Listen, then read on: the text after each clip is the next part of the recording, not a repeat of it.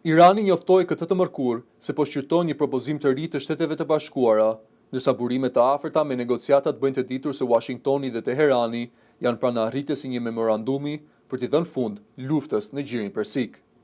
Sipas mediave iraniane, përgjigjja e Teheranit pritet të përcjellet përmes Pakistanit, vendi që ka shërbyer si ndërmjetës kryesor mes palëve gjatë konfliktit. Presidenti amerikan Donald Trump deklaroi se lufta mund të marrë fund nëse Irani pranon atë që është rënë dakord, pa dhënë detaje të tjera mbi përmbajtjen e marrëveshjes.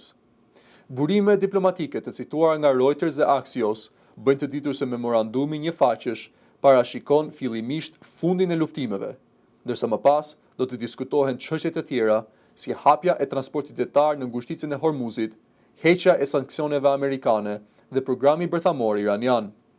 Pakistani konfirmoi se palët janë shumë pranë një marrëveshjeje, ndërsa Shtëpia e Bardhë dhe Departamenti Amerikan i Shtetit nuk kanë komentuar zyrtarisht.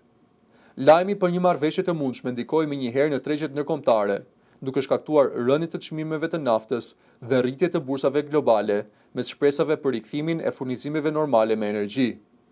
Ngushtica e Hormuzit mbetet një nga pikat më të rëndësishme të transportit energjetik në botë, pasi para konfliktit aty kalonte afër 20% e naftës dhe gazit të lëngshëm global.